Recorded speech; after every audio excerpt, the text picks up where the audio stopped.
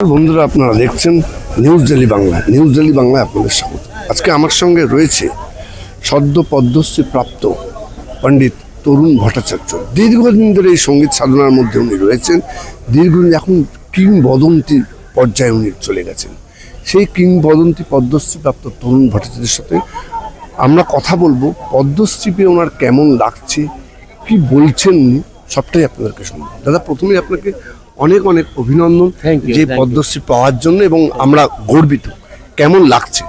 খুবই ভালো লাগছে। একটা অ্যাওয়ার্ড মানে স্বীকৃতি মানে দায়িত্ব বেড়ে যাওয়া, আরও কাজ করব, আরও সন্তুরের ওপরে এক্সপেরিমেন্ট চালাবো। আর আমার যে নিরন্তর আমি যে করে চলেছি সন্তুরকে শততন্ত্রী বীণাতে আবার রূপান্তরিত করা, সেই কাজটাও আরও খুব দায়িত্ব সহকারে করব। আর নেক্সট জেনারেশনের প্রতি আমার আরও দায়িত্ব বেড়ে গেল। তারা দেখুক যে এটা কত ভালো রেকগনাইজেশন পাওয়া যায়, সরকারি রেকগনাইজেশন পাওয়া যায়, এবং তাদেরকে আরও কীভাবে ভালোভাবে তৈরি করা যায়। কারণ এই মিউজিক আমাদের ভেতর থেকে ভালো জিনিসটা বার করতে পারে।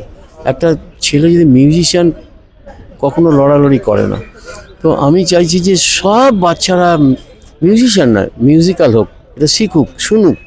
তো এই কাজগুলো আমার জন্য আরও বেড়ে গেল। আর আনন্দিত তো হবই।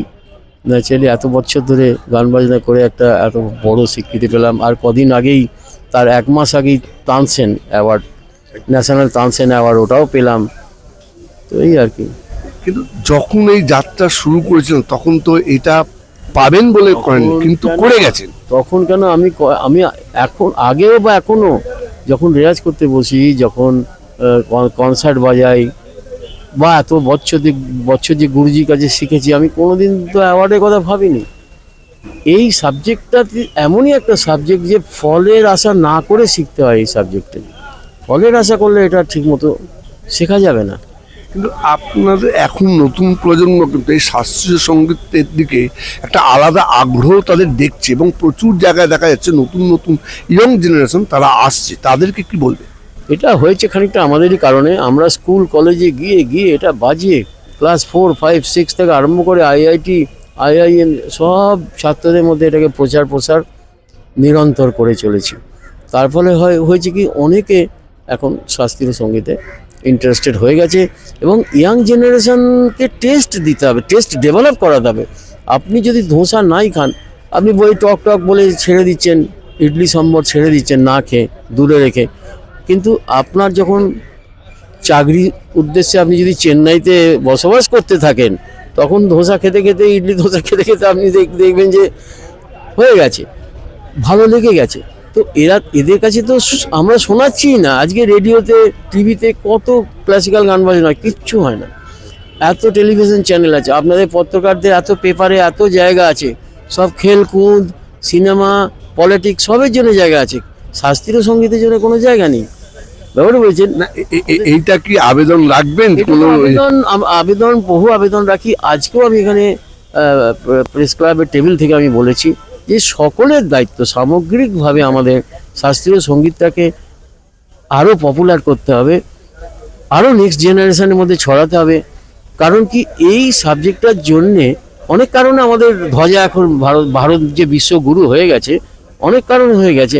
আমাদের বেদ পুরাণ, আমাদের আয়ুর্বেদ, তারপরে অনেক কিছু জন্য হয়ে গেছে আমাদের যে যোগা। কিন্তু মিউজিকটাও একটা, শাস্ত্রীয় সঙ্গীতটাও তার মধ্যে একটা। আমাদের বাংলায় যে কজন পদ্মশ্রী পেয়েছে তাদের মধ্যে আপনি আছেন, পণ্ডিত কুমার বোস আছে, এবং আমাদের সিনেমার নায়ক বাংলা চলচ্চিত্রে প্রসেনজিৎ চট্টোপাধ্যায়। মানে তিনজনই অনেকটা শেষের দিকে এসে পেল। কোনো আক্ষেপ?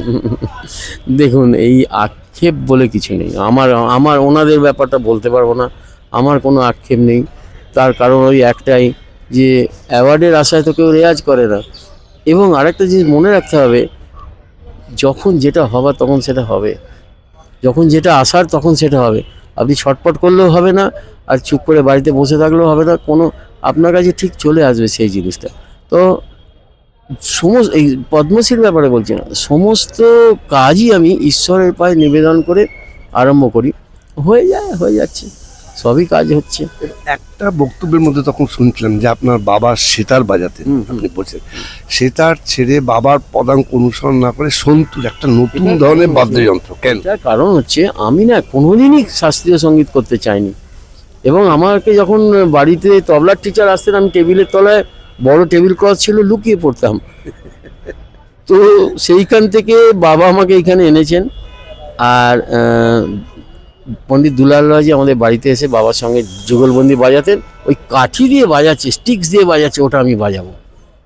সেতারের দিকে আমার ঝোঁক হয়নি, ওইটা বাজাবো, কিন্তু সেতার বাজাতে পারি, সবই বাজে, সেতার, সরোদ, তবলা, বাড়িতে মিউজিক্যাল স্কুল ছিল, সব ইনস্ট্রুমেন্ট ছিল, সবই বাজাতাম, কিন্তু ওইটার প্রতি আমার আকর্ষণ সবচেয়ে বেশি ছিল। ওই বাচ্চা ছেলে যখন 4-5 বছর বয়স কাঠি দিয়ে বাজাচ্ছে, আমি বাজাবো। কিন্তু যখন আপনি বাজনাটা ধরলেন তখন কিন্তু সেই বাজনার একদম সেরা হয়ে গেলেন। সেটা দেখুন, এটা ঈশ্বরের সাধনা, ঈশ্বরকে পাওয়ার যেমন সাধনা না, সেই রকম সাধনা এটা। আর মিউজিক ইজ দ্য ইজিয়েস্ট মাধ্যম টু রিচ গড। আমরা যে এত পুজো করি, এ করি, তা করি, আপনি চোখ বন্ধ করে রাগ রাগিনী ধ্যান করুন, হয়ে যাবে। অনেক অনেক ধন্যবাদ আপনাকে।